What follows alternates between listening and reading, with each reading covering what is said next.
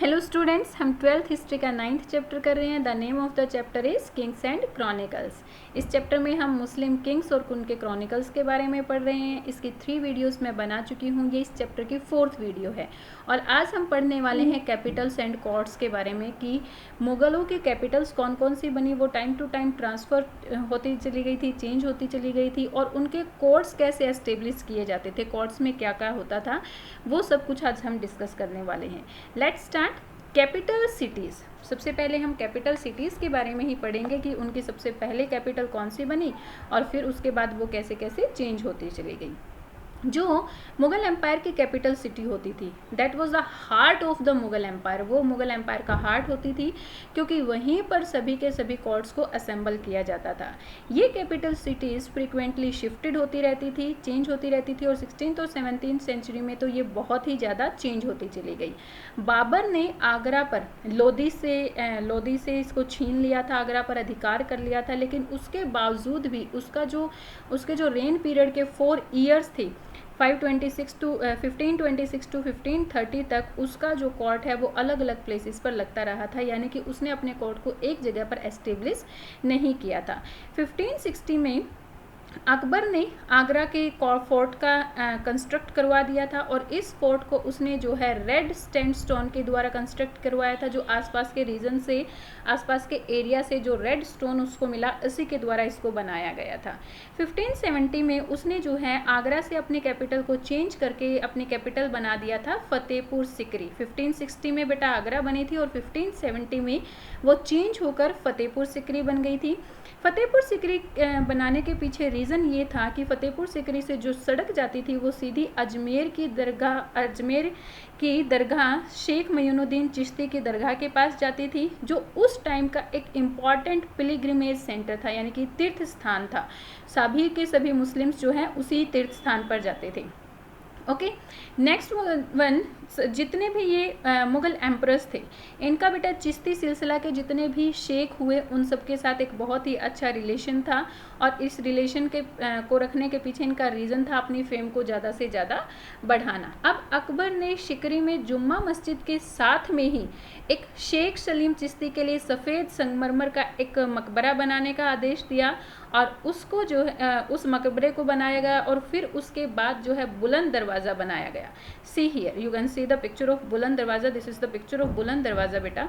बुलंद दरवाज़ा बनवाने के पीछे रीज़न था कि गुजरात में जितने भी लोग हैं उन्हें मुग़ल एम्परर की याद उनके दिलों में हमेशा के लिए बनी रही, यानी कि गुजरात में या आसपास के लोग जितने भी लोग यहाँ पर आएंगे बुलंद दरवाज़ा को देखने के लिए, उन्हें हमेशा याद रहे कि यहाँ पर मुग़लों ने शासन किया था।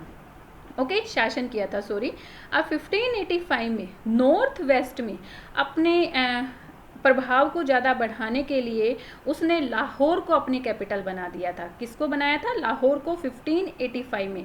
1560 में आगरा, देन 1570 फतेहपुर सिकरी एंड 1570 से अब चेंज होकर 1585 में उसने लाहौर को अपना कैपिटल बना दिया था और लाहौर के पीछे कैपिटल बनाने का रीज़न था नॉर्थ वेस्ट में अपनी फेम को ज़्यादा बढ़ाना या नॉर्थ वेस्ट में अपने कंट्रोल को बनाए रखने के लिए। Got it? शाहजहाँ ने, अब शाहजहाँ जो थे उनको बिल्डिंग्स बनाने का बहुत ज़्यादा पैशन था। अब उन्होंने क्या किया, अपनी जो उनकी पॉलिसीज़ थी उनके द्वारा उन्होंने बहुत सारे धन को इकट्ठा किया और अपने इस बिल्डिंग्स बनाने के पैशन को कंटिन्यू रखा। उन्होंने बहुत सारी बिल्डिंग्स इसके ऊपर बनवाई। अब मुसलमानों के अगर पॉइंट ऑफ व्यू से देखें कि वो बिल्डिंग्स को क्यों बनाते थे, तो उनको बिल्डिंग्स के बनाने का पीछे एक रीज़न था, that was the act of piety. Piety का मीनिंग होता है धर्म निष्ठा, यानी कि ये इनकी धर्म की निष्ठा को शो करती थी। 1648 the court army and the household moved from Agra to newly completed imperial capital Shahjahanabad. अब 1648 में आगरा से कैपिटल को शाहजहानाबाद, यानी कि दिल्ली में जो एक नया नगर बनाया गया शाहजहानाबाद, उसमें इस्टेब्लिश कर दिया गया था। हालांकि यहाँ पर ये पुराना ही था बट इसमें कुछ चेंजेस कर दिए गए थे। ओल्ड रेजिडेंस सिटी ही थी लेकिन इसमें कुछ चेंजेस कर दिए गए थे यहाँ पर जो है रेड फोर्ट जामा मस्जिद बनाई गई थी और इसमें शाहजहानाबाद में चांदनी चौक, जहाँ पर आज बहुत बड़ी मार्केट लगती है, ये बनाया गया था और नोबल्स के लिए बहुत सारे घर बनाए गए थे। Shahjahan new city was appropriate to a more formal vision to a great monarchy. और शाहजहां की ये जो न्यू सिटी शाहजहानाबाद बनी थी वो उनकी ग्रेट मोनार्की को शो करती थी, वो उनके राजतंत्र को बहुत ज़्यादा शो करती थी। ओके बेटा, इस तरह से टाइम टू टाइम उनकी जो है कैपिटल सिटीज़ चेंज होती गई। इसके बाद दिल्ली ही उनकी कैपिटल बनी रही थी, उसके बाद कोई चेंजिंग नहीं आए थे। Next one is the Mughal court. अब मुगल कोर्ट कैसे लगते थे? The physical arrangement of the Mughal court focused on the सोवर्सन।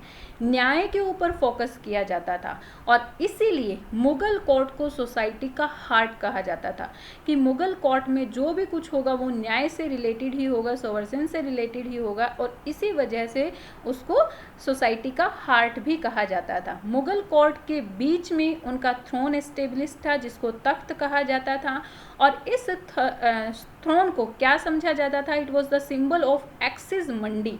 Axis mundi क्या होता है बेटा? एक्सिस मंडी एक टाइप का पिलर होता है जिसके ऊपर अर्थ टिकी हुई होती है।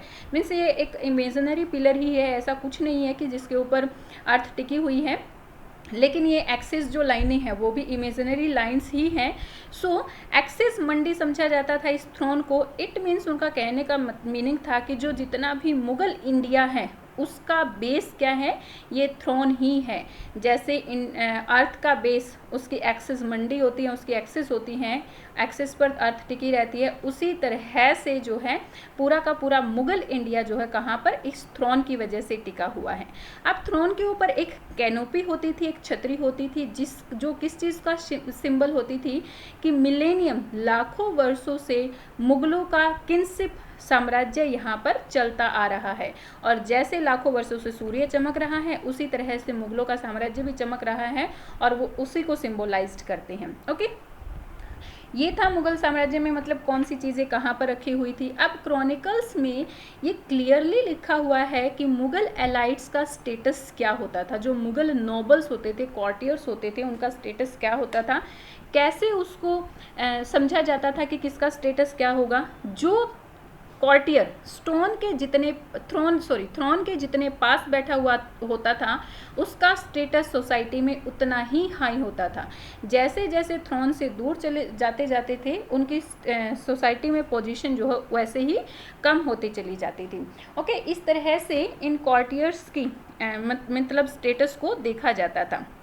नेक्स्ट वन इज ये आईने अकबरी, दरबारे अकबरी के बारे में बताया गया है कि बेटा दरबारे अकबरी कैसा लगता था, कैसे उसको रखा जाता था। जब भी अकबर कोर्ट में आते थे एक बहुत बड़ा ढोल पीटा जाता था और सभी को ये सूचना मिल जाती थी कि भाई हाँ अकबर आने वाले हैं। सो फिर उसके बाद दरबार में जिन लोगों को आने की परमिशन होती थी, जैसे उसके मिनिस्टर्स हैं या फिर उसकी फैमिली के मेंबर्स हैं, जिन लोगों को भी आने की परमिशन होती थी कोर्ट में, वो सभी के सभी कोर्ट में आ जाते थे और इसको जो है बहुत ही पीसफुल वे से किया जाता था। किसी टाइप का कोई भी हसल वसल यहाँ पर नहीं होता था। अब अगर एक बार बादशाह एम्परर जो है थ्रोन पर बैठ जाता था तो फिर जो है किसी को भी अपनी जगह से हिलने की परमिशन नहीं दी जाती थी। बिना परमिशन के कोई भी कोर्ट से बाहर नहीं निकल सकता था और कॉर्टियर्स जिस लैंग्वेज का यूज़ करते थे उसके ऊपर भी बहुत ज़्यादा फोकस किया जाता था कि वो अपने एटिकेट्स का ध्यान रखें। जितने भी कॉर्टियर्स हैं वो सभी अपने एटिकेट्स का ध्यान रखें, कोई भी जो है यहाँ पर अशिष्टाचार ना करे। अगर कोई ऐसा होता था जो अपने एटिकेट्स का ध्यान नहीं रखता था तो उसी टाइम उसको नोटिस किया जाता था और same time on the spot उसको पनिश भी कर दिया जाता था। ओके, सो इस तरह से कॉर्टियर्स जो है कोर्ट में बैठा करते थे। अब है सैल्यूटेशन यानी कि ग्रीटिंग, नमस्ते कह सकते हैं आप। सैल्यूटेशन कैसे किया जाता था?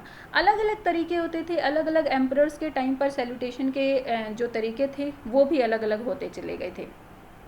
The form of the salutation to the rulers indicated that person's status in the hierarchy, किसी को किस तरह से सैल्यूटेट किया जाता है वो उसके स्टेटस को बताता था।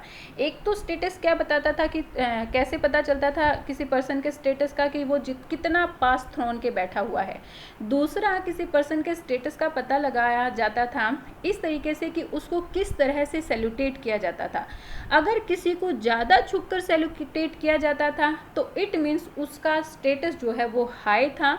The higher form of salutation, सबसे ज़्यादा जो उच्चतर सैल्यूटेशन की फॉर्म थी वो क्या थी? सिजदा करना। सिजदा में क्या होता था? कंप्लीटली पूरा का पूरा जो है ज़मीन पर लेटा जाता था। मीन्स एम्परर के सामने या जिसके सामने भी लोग सिजदा करना चाहते थे उसके सामने पूरा वो ज़मीन पर लेट जाते थे। लेकिन शाहजहाँ के टाइम पर ये जो रिचुअल्स थे नमस्कार करने के, सैल्यूटेट करने के, वो चेंज हो गए थे। अब जो है उनकी जगह पर सिजदा के प्लेस पर क्या आ गया था? 4 तस्लीम और 4 तस्लीम ने इसका, और जमी बोसी मीन्स किसिंग द ग्राउंड, जमी बोसी ने इसका प्लेस ले लिया था। इसमें क्या होता है 4 तस्लीम किस तरह से किया जाता है? 4 तस्लीम में जो भी सैल्यूटेट करता था वो अपने राइट हैंड को ज़मीन पर, ग्राउंड पर रख लेता था और फिर उसके बाद धीरे धीरे अपने हाथ को ऊपर उठाते हुए वो सिर पर रखता था। और इस चीज़ को 4 टाइम किया जाता था, 4 टाइम्स किया जाता था, इसीलिए इसको 4 बोला गया। और तस्लीम का मीनिंग होता है मीन्स सबमिशन। सबमिशन का मीनिंग क्या होता है बेटा? जो आंतरिक मन से यानी कि खुद की इच्छा से, अपनी विल से जब हम कोई काम करते हैं दैट इज़ कॉल्ड सबमिशन। सो खुद की इच्छा से जब ये 4 बार सलाम किया जाता था उसे कहा जाता था 4 तस्लीम, इसे कहा जाता था। ओके, सो इस तरह से यहाँ पर क्या किया जाता था? सैल्यूटेट किया जाता था। अब जो दूसरे एनवॉयज़ क्या होते हैं बेटा? दूत। ओके, जो दूसरे एरिया से, दूसरे रीजन से जो भी समाचार को लेकर आते थे, जो एनवॉयज़ आते थे कि कोर्ट में, उनसे भी ये एक्सपेक्टेशन की जाती थी कि वो भी इसी तरह से सैल्यूटेट करें। यानी कि जो भी तरीके यहाँ पर लाए गए थे, चाहे वो सिजदा करे, ज़मीन को चूमे, 4 तस्लीम करे, किसी भी तरीके से करे, उसको जो है सैल्यूटेट करना ही होगा। अगर अदरवाइज़ अगर वो सैल्यूटेट नहीं करता था तो बहुत बुरा समझा जाता था। यहाँ पर एक एग्ज़ाम्पल दिया हुआ है थॉमस रॉय का। थॉमस रॉय जो कि एक इंग्लिश एनवॉय थे, जेम्स के एक इंग्लिश एनवॉय थे। उन्होंने क्या किया? सिर्फ राजा के सामने थोड़ा सा अपना सिर हिलाया और फिर उसके बाद वो अपने चेयर पर बैठ गए थे, जिसकी वजह से वहाँ पर लोग बहुत ज़्यादा सरप्राइज हो गए थे। यानी कि सिर्फ कॉर्टियर्स या आम लोग ही नहीं, जो दूत होते थे, जो राजदूत होते थे, जो दूसरे एरियाज से आते थे, उनसे भी एक्सपेक्टेशन की जाती थी कि वो जो है सैल्यूटेट करें। सो इस तरह से सैल्यूटेशन की जाती थी। अब किंग क्या करता था? सुबह से शाम तक उसका दिन कैसे स्टार्ट होता था? The emperor begin his day at sunrise and with personal religious devotions और प्रेयर। जो बादशाह होता था, जो एम्परर होता था, वो अपने दिन की शुरुआत सनराइज के टाइम पर कुछ रिलीजियस प्रेयर करके करता था। उसके बाद ईस्ट में एक छोटी सी बालकनी बनी हुई होती थी उनके पैलेसेस में, उस बालकनी में वो जाते थे और उस बालकनी के नीचे बहुत सारे लोग उनका वेट करते रहते थे। और उन लोगों में कौन कौन होते थे? सोल्जर्स होते थे, merchants, craft persons, peasants, women with sick children wanted to view और दर्शन ऑफ द एम्परर। और इसको जो है यहाँ पर बहुत सारे लोग इकट्ठा होते थे जो एम्परर के एक व्यू को देखने के लिए तरसते रहते थे, मीन्स और दर्शन करते थे, जिसको कहा जाता था झरोखा। ठीक है, ये जो सिस्टम होता था, प्रोसीजर होता था, इसको क्या कहा जाता था? झरोखा कहा जाता था। अब झरोखा में कुछ टाइम बिताने के बाद झरोखा की शुरुआत जो है, जो अकबर के द्वारा की गई थी। और अकबर ने इसकी शुरुआत क्यों की थी? ताकि लोगों के दिल में वो ज़्यादा से ज़्यादा अपनी पॉपुलैरिटी को बढ़ाने के लिए उसने किया था कि भाई हाँ, उसका फेथ जो है लोगों के दिल में ज़्यादा से ज़्यादा बना रहे, इसीलिए उसको इसकी शुरुआत की गई थी। यहाँ पर शब-ए बारात के बारे में बताया गया है कि शब-ए बारात क्या होता था? हिजरी कैलेंडर के अकॉर्डिंग, हिजरी कैलेंडर जो मुस्लिम्स का कैलेंडर है बेटा, उसको हिजरी कैलेंडर कहा जाता है। हिजरी कैलेंडर के अकॉर्डिंग जो 8वें महीने अर्थात इट मीन्स जो सावन होता है, उसमें जो फुल मून नाइट होती है उस दिन को ये लोग बहुत ही एंथुजियास्टिक वे से सेलिब्रेट करते हैं और इसी दिन को शब बारात कहा जाता है। ऐसा माना जाता है कि इस दिन जो है आगे आने वाला जो पूरा का पूरा ईयर है उसके लिए मुसलमानों का जो लक है वो डिसाइड होगा और पिछले इस बीते हुए साल में उन्होंने जितने भी पाप किए हैं उसके सारे के सारे पाप माफ़ कर दिए जाते थे। ऐसा इस दिन ये लोग समझते थे और इस दिन को फुली सेलिब्रेट करते थे। द जेवल्ड थ्रोन, जो राजा का जो थ्रोन होता था वो किससे बना हुआ था? जो this is the Shahjahan jewelled throne, तख्ते मुरस्सा, ये शाहजहाँ का जेवल थ्रोन था जिसको क्या कहा जाता था? तख्ते मुरस्सा। ओके, इसमें बादशाह नामा में लिखा हुआ है। बादशाह नामा में इसके बारे में क्या लिखा हुआ है कि जो ये थ्रोन था उसके ऊपर एक कैनोपी बनी हुई थी, एक छतरी बनी हुई थी जिसकी 12 साइडेड पिलर्स थे, जिसके 12 कोने थे और 12 के 12 कोनों पर पिलर्स बने हुए थे। इसकी जो ऊंचाई थी वो ज़मीन से लगभग 10 फीट की थी। ओके, और महामहिम ने यानी कि एम्परर ने ये आदेश दिया था, शाहजहाँ ने ये आदेश दिया था कि इसके ऊपर 86 लाख के जो जेवल्स थे वो लगाए गए थे और 1 लाख तोला सोना यानी कि जिसकी कीमत 14 लाख रुपए थी, 14 लाख थी, उससे इसको सजाया गया था। इसको बनाने में 7 ईयर्स लगे थे और इसमें सबसे मेन जो था वो था सफ़ावी के जो किंग थे, ईरान के जो सफ़ावी किंग थे, उन्होंने रूबी किंग को, मुस्लिम किंग को भेंट की थी और यही जो है इसकी सबसे मेन थिंग थी। ये रूबी लगी हुई थी जिसकी कीमत, अकेले उस रूबी की कीमत कितनी थी? 1 लाख रुपीज़ थी। ओके, अब after spending an hour at jharokha, झरोखा में 1 घंटा बिताने के बाद एम्परर अपने पॉलिसीज़ में जाता था, यानी कि अपने ऑडियंस हॉल में जाता था जिसको कहा जाता था दीवाने आम। ऑडियंस हॉल बेटा दीवाने आम, इसमें जो है वो यहाँ पर जो उसके प्राइमरी वर्क होते थे उनको देखता था। अब यहाँ से रिपोर्ट लेने के बाद वो दीवाने खास में जाता था। दीवाने खास में वो कुछ प्राइवेट डिस्कशन करता था और कुछ दूसरे जो टैक्स वाले जो मिनिस्टर्स होते थे, यानी कि जो मिनिस्टर्स, जो एडमिनिस्ट्रेटर्स टैक्स कलेक्ट करते थे, वो लोग आते थे और टैक्स के बारे में पूरा का पूरा हिसाब किंग को देते थे। इसके अलावा यहाँ पर जो रेपुटेड आर्टिस्ट होते थे उनसे भी उनके आर्ट को भी किंग देखा करते थे और बिल्डिंग्स के प्लान को भी यहाँ पर देखा करते थे। ओके, इस तरह से कोर्ट में अपना टाइम स्पेंड करता था एक एम्परर। अब जो है यहाँ पर कौन कौन से डेज को सेलिब्रेट किया जाता था? On the occasion of such as the anniversary of the accession of the throne, जब थ्रोन यानी कि जिस दिन वो लोग राजगद्दी पर बैठे हैं, असेशन मीन्स राजगद्दी पर बैठना, जो थ्रोन पर बैठने का उनका डे होता था और ईद के टाइम पर, शबे बारात, होली जैसे कुछ ऐसे टाइम थे जहाँ पर इन दिनों को बहुत ही ज़्यादा सेलिब्रेट किया जाता था। महल को पूरी तरह से सजा दिया जाता था, वहाँ पर कलरफुल हैंगिंग्स लटकाई जाती थी, यानी कि अच्छी तरह से इस चीज़ को सेलिब्रेट करते थे। मेनली जो है 3 डेज़ को वो सेलिब्रेट करते थे। इनके जो ओकेज़न होते थे, इनके जो फेस्टिवल होते थे वो 3 फेस्टिवल होते थे। और वो कौन से 3 मेजर फेस्टिवल्स होते थे इनके?